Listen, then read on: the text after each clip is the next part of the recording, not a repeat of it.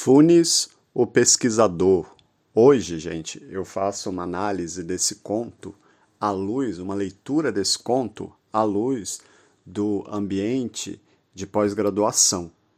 Se você está aqui, provavelmente você já leu esse conto, conhece esse conto do Jorge Luiz Borges, muito famoso. Resumindo basicamente a história, no conto, o Funes, o Irênio Funes, após ele cair de um cavalo, ele adquire uma memória quase absoluta. Mas a intenção ali do Borges é uma maneira de levar a gente a pensar por meio desse conto, de metáforas, enfim. A gente coloca nesse lugar do Irênio Funes, o Funes, pesquisador de programas de pós-graduação do país inteiro, a gente pode pensar o seguinte: esse corpo do Funes, ele está imobilizado, olhando fixamente para o mundo e incapaz de escapar daquilo que ele mesmo vê. E ele não só recorda, ele está condenado à percepção contínua. E isso tem muito a ver com a produção acadêmica, com a maneira que o pesquisador, na pós-graduação do Brasil, tem se comportado. Como a própria pós-graduação, por meio de jogos de interesse, conflitos entre orientador e orientando, coloca essa roupagem no pesquisador.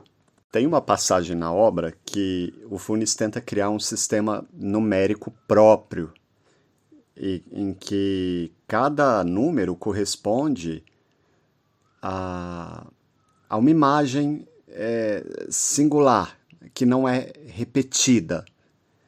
E aí, por exemplo, vamos imaginar o seguinte: o número 3, por exemplo, ele não é um conceito, ele é uma coisa específica, diferente de outro 3, por exemplo. Os sistemas numéricos, do sistema numérico que a gente está acostumado, por exemplo. Isso pode parecer genial, né?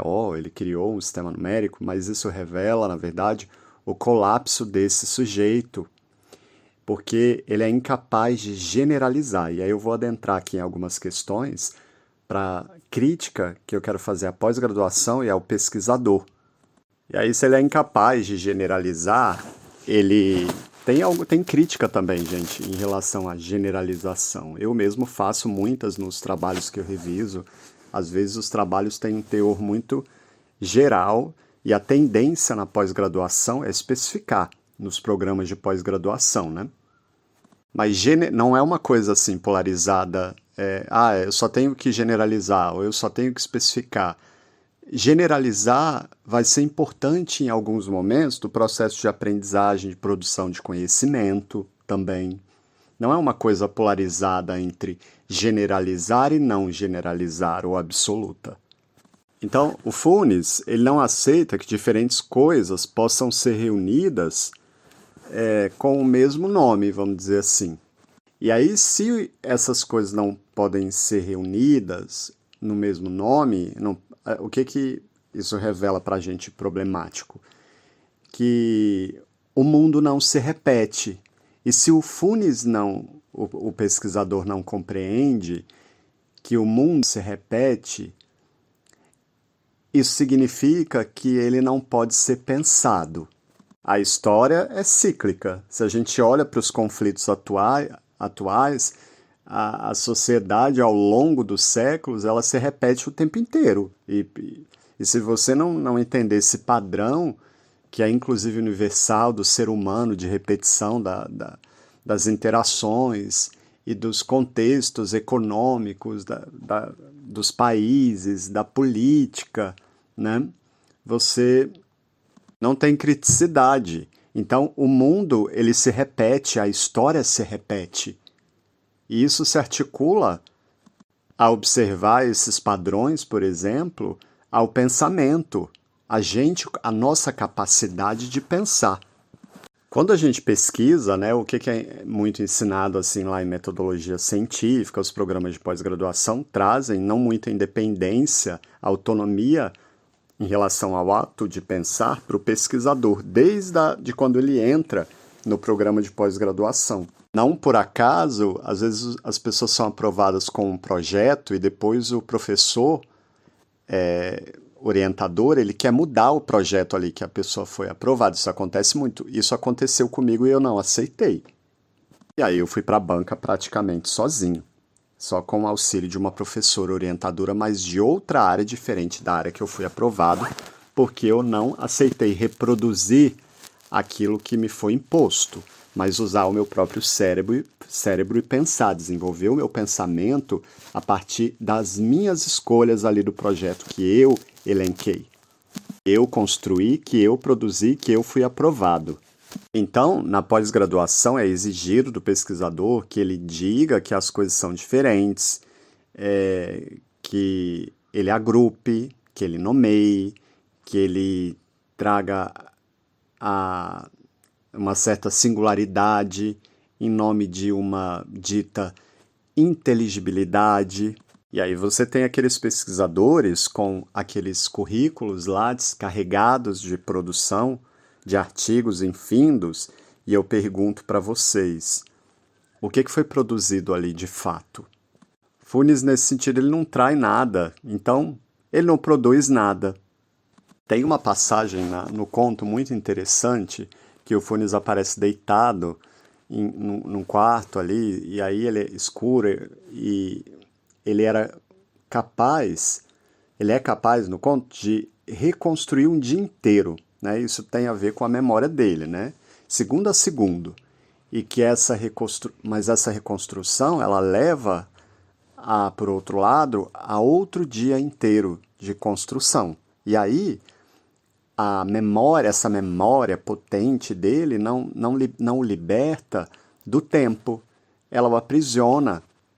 E o que acontece nesse sentido? O Funes não vive, ele revisita infinitamente. Essa é uma crítica muito pesada, muito profunda, difícil de também digerir na obra, no próprio Funes. E para o pesquisador, quantos pesquisadores não fazem o mesmo, né? Ou seja, eles revisam, acumulam. O movimento na pós-graduação é bem por aí. É de revisão, de acúmulo, de retorno às leituras, não é assim que é ensinado para a gente? De reorganizar os fichamentos, as produções de quem tem o direito de pensar, de produzir o conhecimento, mas eles não escrevem, não produzem conhecimento próprio. Eles estão vinculados a processos de quem já produziu, principalmente por meio das citações, né? E aí a memória, que na verdade não é uma memória, né? Porque o Funes ele tem uma memória ali física, né? Uma memória mesmo que na cabeça dele. E o pesquisador não, a memória dele está ali em nuvem, né? E muitas vezes até a capacidade de autoria articulada às inteligências artificiais, ao ChatGPT, por exemplo, né? Então não dá para dizer que o Funes pesquisador ele tem uma memória potente como o Funes do conto do Borges, porque a memória do pesquisador ela é externalizada em PDF, ali nos buscadores do Google, né, nas abas abertas, nos gerenciadores, e o que cria uma ilusão de domínio, mas aí esse pesquisador está paralisado, na verdade. E moldado também pelo algoritmo, né, que impede o próprio ato, que quer substituir o próprio ato de pensar dele mesmo, inclusive na pós-graduação. E aí a questão, a crítica aqui não é a memória em si, gente, e isso lá no conto também dá para a gente perceber, mas ao esquecimento, porque se você está em estado de consciência constante para as coisas do mundo, isso não é natural. E se você não consegue esquecer o suficiente, você não pensa, porque o conceito está relacionado ao seu oposto. E aí, pensar na crítica do Borges, nesse conto, é esquecer diferenças. É também generalizar, é abstrair. O pensamento ele não surge do acúmulo, né, da perda, porque toda escolha é uma renúncia. Se você não entende isso, você não entende o processo de produção, você não consegue foco e você também não consegue desenvolver o pensamento, porque você fica naquele movimento, quando Borges fala do Funes, que ele fica no fundo de um rio, isolado, isolado não, ele usa outro termo, anulado pela correnteza. E aí o que se chama de rigor na pós-graduação, por exemplo, frequentemente se aproxima de uma incapacidade seletiva, de escolha, de ignorar, de cortar, por exemplo. E aí eu vejo isso muito nos textos aqui que eu reviso, principalmente da área do direito. Eu recebo uns textos extremamente saturados. Não é uma questão de excesso ou não de página, a gente não pode pensar a produção em função de número, né? Mas às vezes, muitas vezes, assim, os pesquisadores, eles não passam por um processo de edição e aí o texto, ele fica ali como um acúmulo de coisas, porque não pela extensão em virtude da complexidade do conteúdo, mas pela saturação do próprio pesquisador que não consegue pensar e selecionar a própria produção. E aí, quando eu falei lá da isolado no fundo do rio pela correnteza, anulado pela correnteza, o Funes ele não está à margem, ele não está observando, ele está submerso. A correnteza é o regime de funcionamento. Aí você pode pensar no quê? Em relação à pesquisa, ao pesquisador, nos prazos, nas exigências das instituições, nessa coisa incessante da produção, nas notificações. Ou seja, os processos eles acontecem, mas eles não são organizados. E aí tudo permanece empilhado, vamos dizer assim, né? E isso impede que se dê qualquer forma aquilo que está sendo feito num período de tempo. O corpo do Funes é paralisado numa uma consciência hiperativa.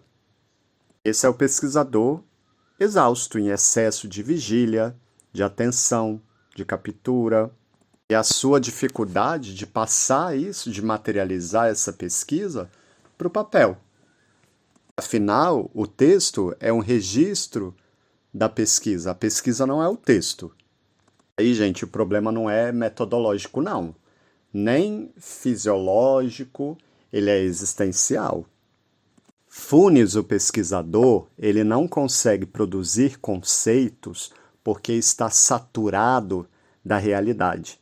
O pesquisador também, Funes, ele não produz síntese porque ele está saturado de informação. E em todos esses casos, tem uma recusa aí, ou uma impossibilidade, enfim, de operar como que eu vou dizer, no negativo, que é o quê? Que é o esquecimento, que é silenciar, que é apagar. A pós-graduação não está preocupada com isso, inclusive ela nem ensina como é que o pesquisador pode fazer isso.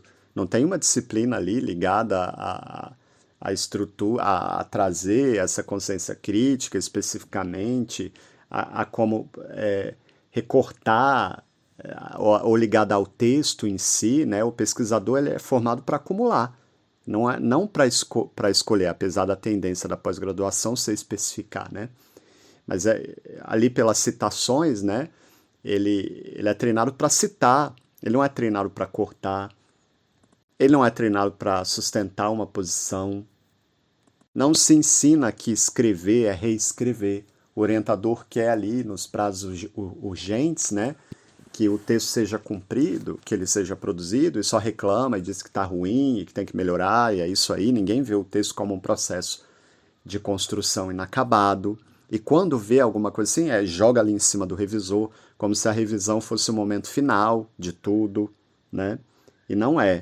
Quando ela não deve ser observada ali como sinônimo de uma autoria no processo de edição que não aconteceu. E escrever, gente, em grande parte, nesse sentido do Funes o pesquisador é eliminar.